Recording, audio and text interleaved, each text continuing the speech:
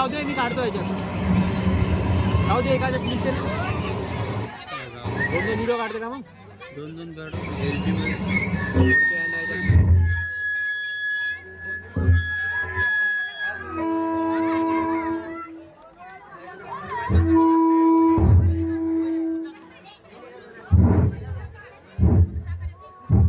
अरे वा, यंदा आपलं सोयाबीन तर लय चांगलं दिसून राहिलं.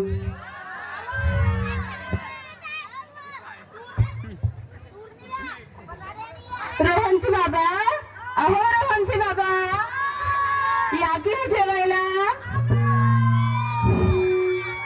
हो हो पुष्पा, आलो आलो.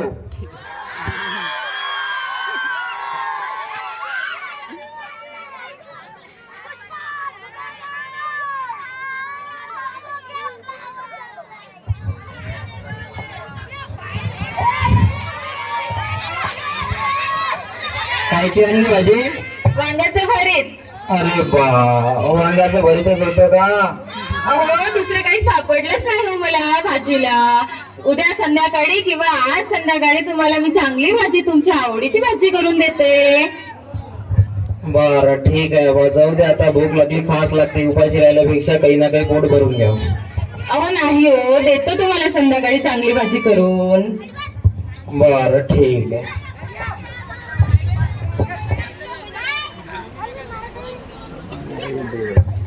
अहो रोहनची बाबा, यंदा तर आपलं सोयाबीन खूप भारी दिसतंय.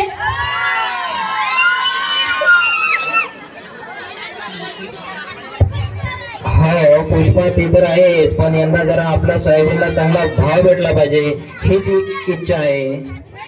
हो ते पण आहेच. बरं करा जेवण तुम्ही. बाबा बाबा, मी आलो. अबे लेका, बाबा बाबा करत होते, मायपात जातो जराशी वाटते का नाही वाटत तुले? का मायचे कलर आहे तुले फक्त? चाल ये इकडे.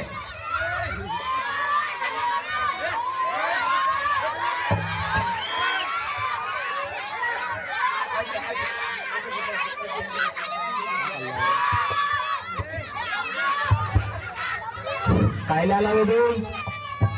अहो मीच बोलवलं हो त्याला. चिडता कशाला उगाच त्याच्यावरती? नेहमी चिडतच राहता माझ्या मुलावर. अरे पण त्याचा शेतात आज काही काम नाही ना, मस्त अभ्यास करावा घरी बसून. बाबा बाबा, माझ्या मित्राला त्याच्या बाबांनी सायकल घेऊन दिली, मला पण द्या ना घेऊन सायकल. अरे थांब ना राजा जरासा, एकदा सोयाबीन तर विकूते, नंतर देतो ना घेऊन तुला सायकल. कशाला तू टेन्शन घेत? बाबा हे तुमचं नेहमीच आहे. कधी म्हणता सोयाबीन निघले देता, कधी म्हणतो तूर निघले देता. यंदा मध्ये सायकल पाहिजे घेऊन. अरे देतात रे तुझे बाबा सायकल घेऊन. कशाला काय करतोय? एकदा सोयाबीन निघू दे, मग तुला सायकल काय सगळंच घेऊन देते. बरं तू जेवण करून घे पहिले, नंतर आपण बघू काय आहे तर. ये बाळा जेव. हो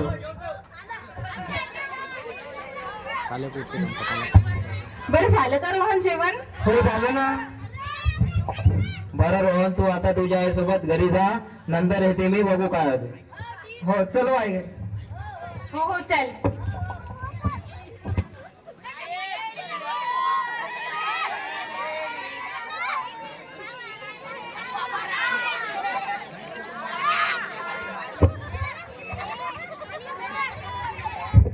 अरे काय म्हणता बबन भाऊ?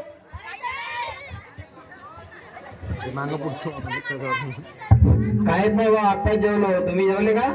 हो बा, मी आताच जेवलो. मीच बनवलं आणि मीच खाल्लं. अरे खाऊन हो, असं खाऊन. आणि माझी बायको गेली ना गावाला.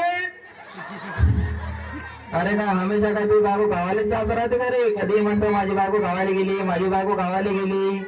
अरे हो बा, तिच्या भावाला पोरगं झालं म्हणून ते पाहायला गेली. अहो तसं नाही हो, तिच्या भावाने कसं होणार आहे? तिच्या बायकोने झालं असं.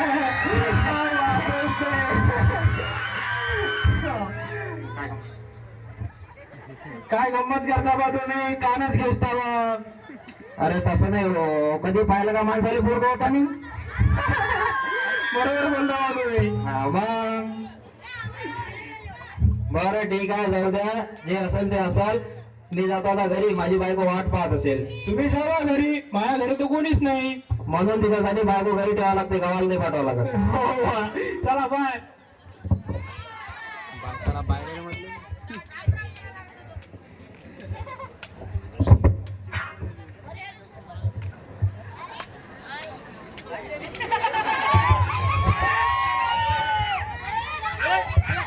का रे राजू? हो आलो. हो का? कसा आपलं सोयाबीन? सोयाबीन चांगला आहे, फक्त जरा आपला सोयाबीनला भाव चांगला भेटला पाहिजे. हो का? बरं थकलास असेल मग जरा आराम कर. बरं बरं ठीक आहे ठीक आहे. ठीक आहे. अहो लोणची बाबा आले का हो घरी? या बरं, एवढा डबा उचलून द्यावा बरं मला. हो हो आलो. का तू आला आला काम लावता माझ्या मग तुला असं वाटत नाही वाटतं का जरा आराम जावा म्हणून? या ना हो, एवढा डबा उचलून दिला आणि थोडी ना तुमचे हात गळून पडणार आहेत. या ना, द्या ना एवढा डबा उचलून. बरं बरं ठीक आहे बा, येतो. लवकर या.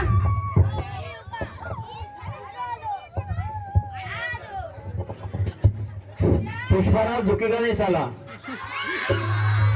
ऐसा कैसा नाही झुकेंगा, झुकना ही पडेंगा. द्या एवढं उचलून, नाटकं नका करू उगाच. बरं ठीक आहे बा, देतो उचलून. काय करता आता, बायको समोर झुकाच लागते, पर्याय नाही आहे. काय म्हटलं तुम्ही? काही नाही म्हटलं, काही नाही म्हटलं.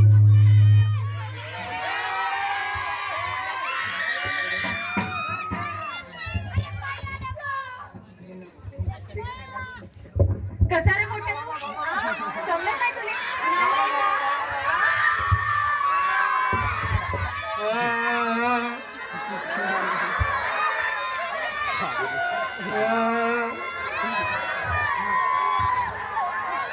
बाबा माझं काय तुमच्या बायकोसोबत पटत नाही. मला माझी बायको आणून पाहिजे. अगं लेका नाला का तुले पैजामाचा नाळा बांधता येत नाही, आणखी नाही लग्न करून पाहिजे म्हणतं. एवढी चांगली लेका तू मारणार नाही तर काय करणार? तुला ऐकल्यावर भांडण केल्यावर तुम्ही नेहमीच मारता मला. तुमचं काय झालं तर मला सांगता तुम्ही. मला माझी बायको आणून पाहिजे. कसं आहे तुमचं पोरगा पुढं वाया गेलं, तुमच्यावरच गेलं ते. लक्ष ठेवत नसता का त्याच्यावर बाहेर गेला तर? अरे पोरगा जरी माझा असला पण लक्ष हे मायचं आहे, कर्तव्य आहे मायचं का आपल्या पोरावर लक्ष ठेवावं म्हणून. अहो मी घरात ठेवणार लक्ष, बाहेर कुठे त्याच्या मागे हिंडत असतो का मी? अरे पण मी कुठे कुठे ठेवणार आहे? वावरातलं करू का बाहेरचं करू? आता तुझे मित्र कसे असं अभेंट मी तुला काय करू? तुझे मित्र जराशे अभेंटपणा करताना दिसले मला, तर त्याला सांगावं लागेल आता. थोडासा दबाव ठेवावा लागते मुलावर. असं वाया गेल्यावर कसं जमेल? आपण आला का ऐकत आणले का तर मायचं नाही तर एखाद्या दिवस सोटारून तुमले झाला धरून. जा तुम्ही मलाच बोला नाही सर. तुमच्या दोघांच्या भांडणात मलाच आणता. मी नाही राहत, मी चालू आहे, पकडो मला. जमला रे.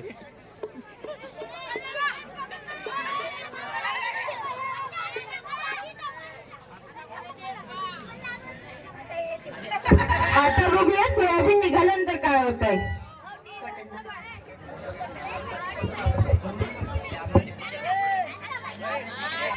अरे काय म्हणता राजूभाऊ?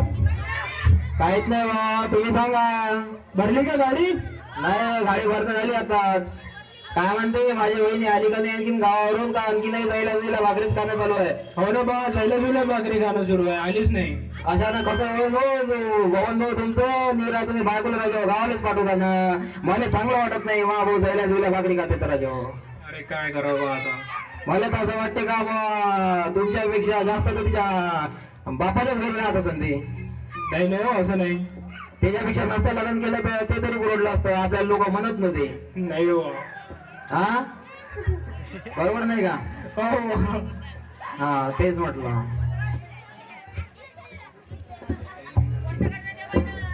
जाऊया मग, चला मग.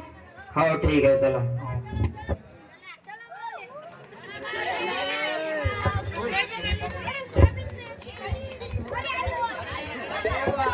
आता बघा सोयाबीनची कशी निलामी होत आहे.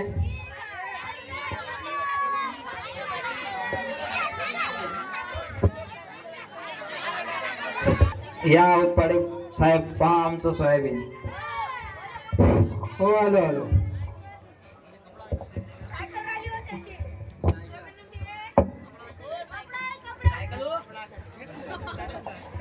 अरे सोयाबीन तरी उद्या सायकल देतो ना घेऊन. तुम्हाला टेन्शन पडलो. एवढं खास वाटत नाही तुमच्या सोयाबीन. मी 36 रुपये लावतो तुम्हाला भाव, याच्यात लई कडे दिसत आहे. आणि एवढ्या भावात आम्हाला परवडत नाही. याच्यात मी काय करू शकत नाही, वरतून भाव कमी आहे. अरे बघा ना साहेब काहीतरी. नाही, तुमच्या सोयाबीन मध्ये काय कसं काय, किती खडे आहे याच्यात? काय म्हणता साहेब, काय भाव लागेल? 36 रुपये जाऊ तुम्ही, सांगा तुम्हाला पटते का? त्या भावात काय बरं हो? पहा आम्हाला पण बघा लागते. पण एवढं चांगलं सोयाबीन आहे राजा, म्हणजे ते सांगा घेता काय? पण तुमचं सोयाबीन पहा ना, ओलं आहे आणि याच्यात खडे पण आहे. आता खरं आहे तर मग निसून द्या लागेल तुम्हाला. पहा तुम्हाला पटत असेल तर द्या, नाही तर राहू द्या, कुणाला दुसरा विका तुम्ही. आता काय करता, इथून जर घरी वापस नेलो म्हटलं तर तिला भाडंच द्या लागेल न्याचं नानाचं. मग द्या, मग लवकर द्या. बरं ठीक आहे, वजा घेऊन जा, घेऊन घ्या.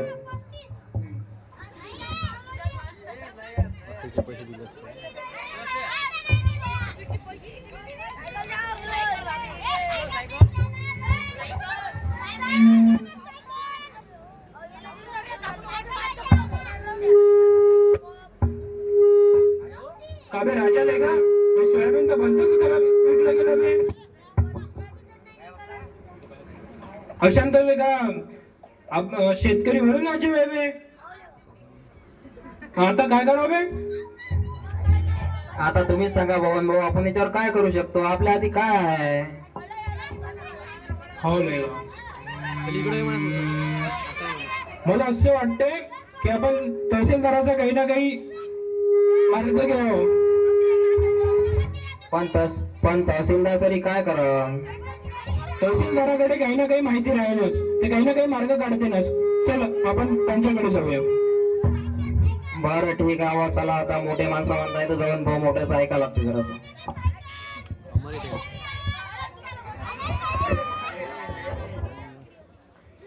आता बघूया यावर तहसीलदार साहेब काय बोलतायत.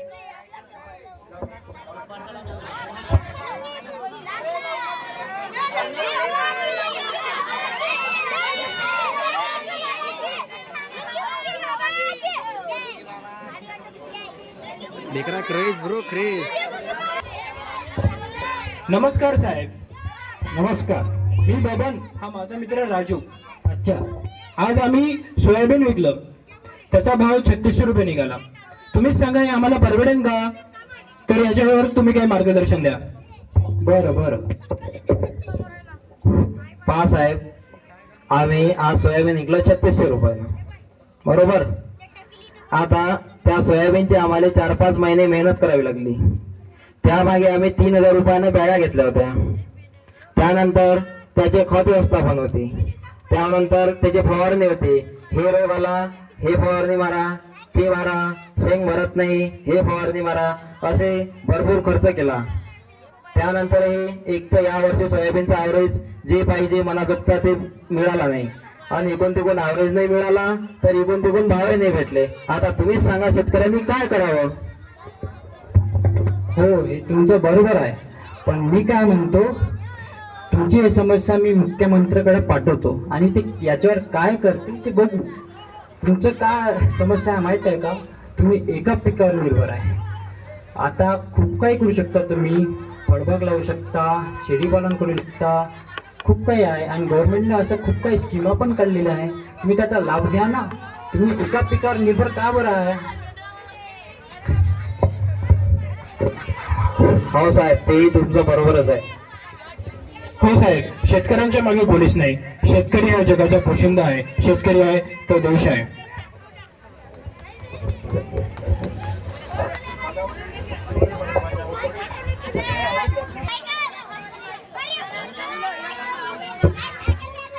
बघा तर शेतकरी मित्रांनो, आपल्या जवळ फक्त एकच उपाय आहे की आपण एका शेतीवर निर्भर न राहता जोडधंदे करावं, फळबागा लावावं, भाजीपाल्याची शेती करावं, इरिगेशनचा चांगला उपयोग करावा. गव्हर्नमेंटने वेगवेगळ्या स्कीम्स अलाउ केलेल्या आहेत, त्याबद्दल आपण विचार करायला हवा. डेअरी लोन देतात गव्हर्नमेंट, आपल्याला वार्षिक उत्पन्न लोन देतात, त्याबद्दल आपण थोडा विचार करायला पाहिजे आणि आपला दर्जा उंचावायला पाहिजे. आपण कोणासमोर न झुकता आपले सर्व कार्य स्वतःवर अवलंबून होऊन करायला पाहिजे. म्हणून मी म्हणतो की शेतीला आपल्या शेतीचे ऍडव्हान्टेज आपल्यालाच घ्यायला हवे. म्हणून चांगली शेती करा आणि जोडधंद्याचा उपयोग करा. धन्यवाद. देवा इडा पिढ्या टळू दे, बळीराजाचं